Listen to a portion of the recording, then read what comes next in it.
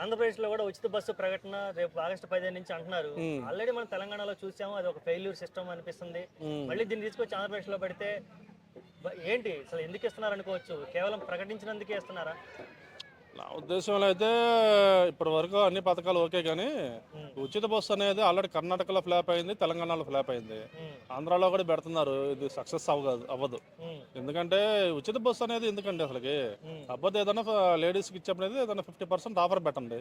లేదు ఉచిత బస్సు ఇవ్వాలనుకుంటే 60 సంవత్సరాలు దాటిన మగ ఆడ ఇద్దరికి ఇవ్వండి. ఇప్పుడు ఆడవాళ్ళే కాదుగా ఓట్లు వేసింది, మగవాళ్ళు కూడా వేశారుగా.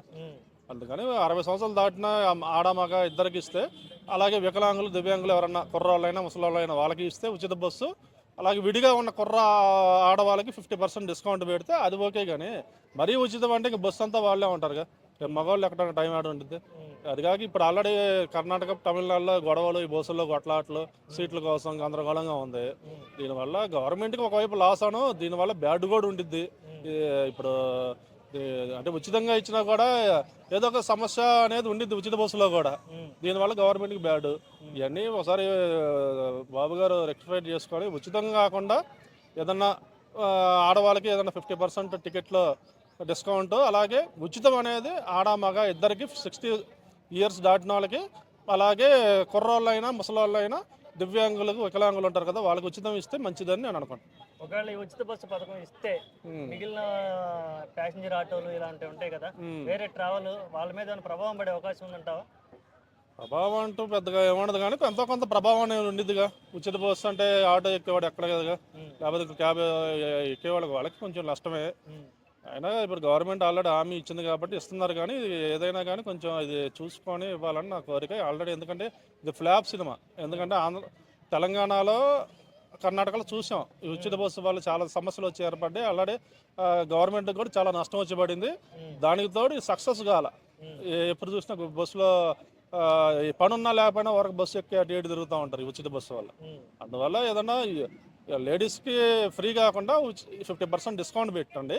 అలాగే 60 ఇయర్స్ దాటిన వాళ్ళకి ఉచిత బస్సు ఇవ్వండి. ఆడ మగ ఇద్దరికి ఇవ్వండి, ఒక ఆడవారికే కాకుండా ఇద్దరికి ఇవ్వండి.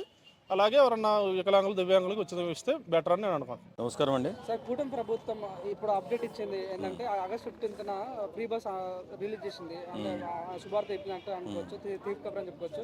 ఎలా చూడొచ్చు అంటారు? బాగానే ఉంటుందండి. ఆడపిల్లలు కొంచెం ఫ్రీగా ఉంటుంది, కష్టపడి డబ్బులు లేకుండా కూడా ప్రయాణం చేయొచ్చు. ఖచ్చితంగా మంచిదే కదా.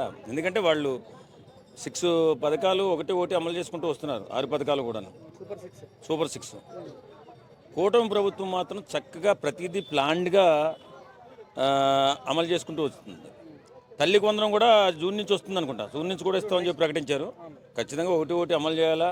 మధ్యతరగతి కుటుంబీకులకి కొంచెం చేదోడు వాదోడుగా ఉంటే బాగుంటుందని ఆలోచిస్తాం మన అందరూ కూడా.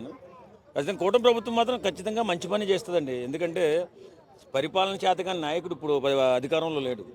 అన్ని రంగాల్లో కూడా సమదృష్టితో చూసే చంద్రబాబు నాయుడు అధికారంలో ఉన్నాడు.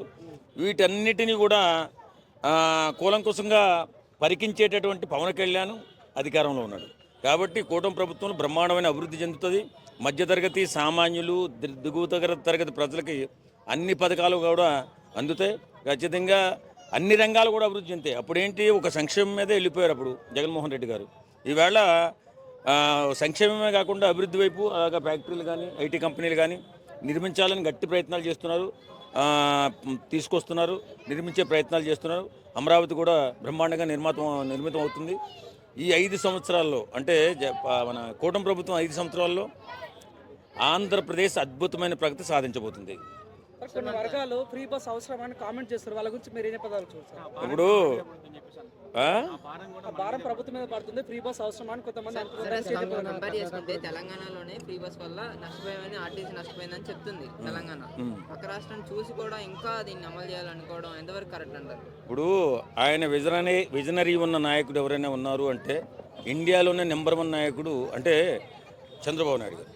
చంద్రబాబు నాయుడు గారి ప్లానింగ్ పూర్తిగా అమలు చేస్తామా చేయలేమా అని పూర్తిగా పరికించిన తర్వాత, దాని గురించి తెలుసుకున్న తర్వాత, దాన్ని ప్లానింగ్ పూర్తిగా చేసిన తర్వాత మాత్రమే ఆయన ప్రకటన చేస్తారు. ఆయన్ని అంత తక్కువ అంచనా వేయడానికి లేదు. కాబట్టి పవన్ కళ్యాణ్ గారు, సార్ మీరు 10 సంవత్సరాలు ఉండండి, ఆంధ్రప్రదేశ్ బాగా విధ్వంసం అయిపోయింది, మీరు 10 సంవత్సరాలు ఉండండి అని ఆయనకే అధికారం అప్పచెప్పడానికి మాట్లాడుతున్నాడు. ఎందుకు? ఆయన సీనియారిటీని ఉపయోగపడాలా? అలాంటి గొప్ప వ్యక్తులు మనం ఉన్నప్పుడే అభివృద్ధి చేసుకోవాలనే ఆలోచనలో మాత్రమే ఉన్నది. కాబట్టి చంద్రబాబు నాయుడు గారు ఏ పథకం అమలు చేసినా దాన్ని పూర్తిగా అవగాహనతో అమలు చేస్తారు. ఇక్కడ పథకం అమలు చేశారు అంటే దాని గురించి నేను మాట్లాడకూడదు. అక్కడ పథకం గురించి మాట్లాడుతున్నాం కాబట్టి ఖచ్చితంగా చంద్రబాబు నాయుడు గారు మాత్రం ఏది కూడా లాస్ అయిపోయి అది ఆపేసేటటువంటి పథకం ఏది కూడా ప్రారంభించడు. ఖచ్చితంగా అది అమలు చేస్తారు. ప్రతి ఒక్కరికి మంచి జరుగుతుంది. ఆడపిల్లలకి కొంచెం ఈజీగా ఉంటుంది. కాకపోతే నా ఉద్దేశం ఏంటంటే ప్రభుత్వ ఉద్యోగులకి, సంపన్న వర్గాలకి బస్ ఫ్రీ లేకుండా చిన్న చిన్న ఉద్యోగులకి, పేద కుటుంబాలకి బస్ ఫ్రీ ఉంటే చాలా బాగుంటుందని నా ఆలోచన. నారా లోకేష్ని ఈరోజు ప్రధానమంత్రి ప్రత్యేకంగా రమ్మనడానికి ఎలా చూస్తారు? అవునండి, ఆయన ప్రధానమంత్రి గారు ఈ యువకుల ఆలోచనలు ఎలా ఉంటాయి అని ప్రతి ఒక్కరిని కూడా గమనిస్తూ ఉంటాడు. ప్రధానమంత్రి సామాన్యుడు కాదు కదా. మన ఈయనతో నారా లోకేష్ గారిని మీటింగ్ మీదే చెప్పారు, ఏంటి ఇంటికి రమ్మంటే రావట్లేదు, అంత బిజీ అయిపోయావు అని. ఏదో పని ఉంది సార్, వచ్చి కలుస్తాను సార్, మా కుటుంబంతో సహా వెళ్ళి కలిసి మాట్లాడతారు. ఆయన అభిమానం అంతే. ఎందుకంటే ఈ పవన్ కళ్యాణ్ గారు కానీ మన నారా లోకేష్ గారు కానీ బిడ్డలా చూసుకుంటున్నాడు ఆయన. కాబట్టి ఇంటికి రమ్మంటాడు, కూర్చుంటాడు, సరదాగా మాట్లాడతారు. ఏదైనా అవకాశం ఉంటే మన ఆంధ్రప్రదేశ్కి ఖచ్చితంగా అభివృద్ధికైనా సహకరిస్తారు. సార్, సూపర్ 6 అమలు చేయడంలో కొద్దిగా ఆలస్యం అవుతుంది అంటారు. దాని గురించి మీరు ఏమంటారు? ఆలస్యం అవ్వకపోతే ఏముందండి, ఆలస్యం ఖచ్చితంగా అవుతుందని వాళ్ళు ప్రకటించారు. కాబట్టి మాలాంటి తెలిసిన వాళ్ళు కూడా, అంటే ఎలా జరుగుతుందని ఆలోచించే వాళ్ళు కూడా ఈ ఎలా అమలు చేస్తాడంటాం అనుకున్నాం. కానీ స్లోగా సంవత్సరానికి అలా ఒకటి డెవలప్ చేసుకుంటూ వెళ్తున్నారు. అదే రాజకీయం.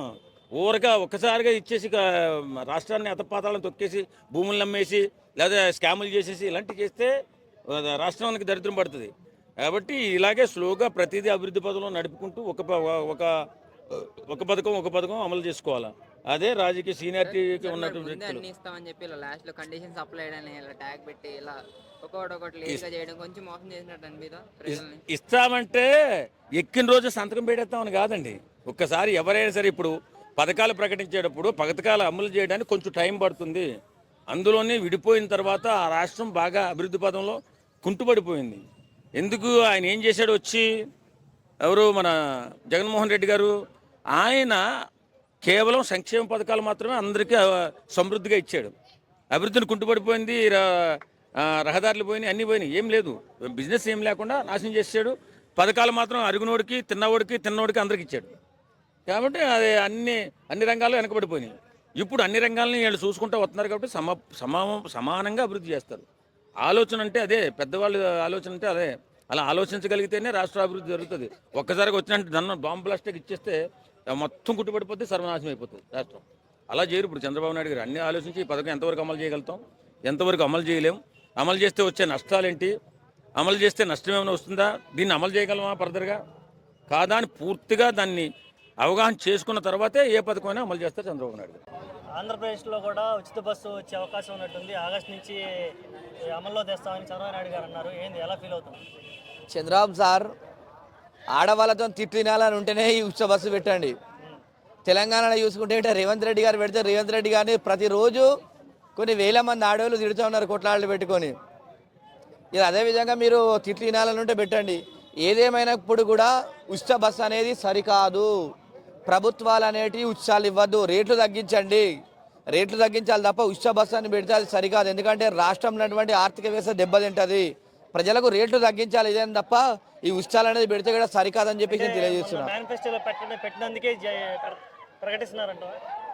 మేనిఫెస్టో ప్రకటించాలంటే ఇప్పుడు మనం చూసుకుంటే గట్రా వారు తెలంగాణను ఆయన చూసి అనాలిసిస్ చేసుకోవాలా.